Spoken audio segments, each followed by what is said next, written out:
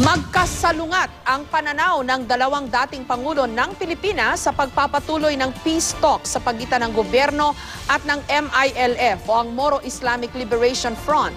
Para kay Manila Mayor Joseph Estrada na nagdeklara rin noon ng all-out war laban sa MILF, wala nang dahilan para ituloy ito. Pero si dating Pangulong Fidel Ramos naniniwalang hindi dapat isantabi ang usapang pangkapayapaan. May report si Susan Enriquez.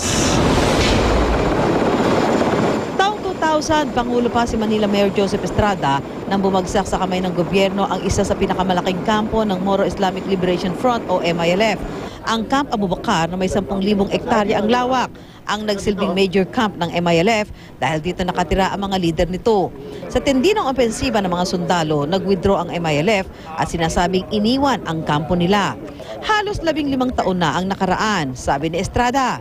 Wala nang dahilan para pagtuloy pa ang peace talk dyan. Ilang pang buhay bubuhis natin yan. Ano pang gagawin natin? Pahubayan na lang mo natin, mag-aantay na naman tayo ng 4 na punta uli. Wala nang ibang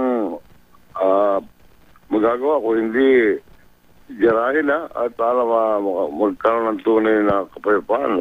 Si dating Pangulong Fidel Ramos, pinunan naman ang mga nakatataas na opisyal ng gobyerno, peace negotiators at field commanders kaugnay ng peace process. There should be no hesitation on the part of the Commander-in-Chief. Otherwise, it will be part of your legacy to be always hesitant, flip-flopping. Pardon me for saying this. Pero yan po ang damdamin ng mga sundalo. Dapat din daw kumonsulta muna sa mga retiradong sundalo o pulis bago ang operasyon ng PNP-SAF. Ang trahedyang nagresulta umano rito bunsod umano ng ilang salik. Kabilang na ang kakulangan sa mga confidence-building measures sa mga sibilyan, sundalo at pulis na sangkot sa operasyon. Kakulangan sa koordinasyon, mga pagkakamali sa standard operating procedure at rules of engagement, hindi maayos na monitoring sa ceasefire, mahinang liderato sa operasyon at mahinang tactical intelligence. Paakyat ito sa Malacanang. Poor strategic direction from the Commander-in-Chief of the PNP and the Armed Forces of the Philippines, if any. It is the soldier, the policeman, the law enforcer, the guardian of security that suffers the most in our society because the risk of instant or untimely death. Gayunman, hindi raw dapat isantabi ang usapang pangkapayapaan sa MILF. Sa panunungkulan ni Ramos, nagkaroon ng peace agreement ang pamahalaan at Moro National Liberation Front o MNLF. The complete final closure of this peace process may not happen during his term of office. But as good Filipinos, let us all help in making it happen. Pero dahil sa nangyari sa Maguindanao kung saan 44 na pulis SAF ang nasawi sa engkwentro nito sa rebelding BIFF at MILF, tila natabangan ang mga mambabatas sa Bangsamoro Basic Law na nakabinbin sa Kongreso ngayon. Dadaan daw ito sa butas ng karayom bago maisabatas.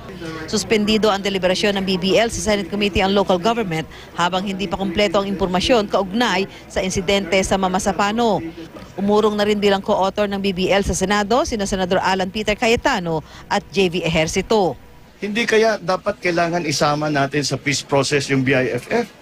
Kung sila ay nanggegera pa rin sa Pilipinas, hindi kahit maayos ang usapan natin sa MILF. Kung nanggegera pa sa atin ang BIFF, wala yung ating kapayapaan. Ganito rin ang sentimiento sa Kamara. Nabawasan na raw ng suporta ang BBL sa mga kongresista. One thing is sure, and the support for it has been somewhat eroded by the incident. That incident has got to be properly explained to us. But let's face it.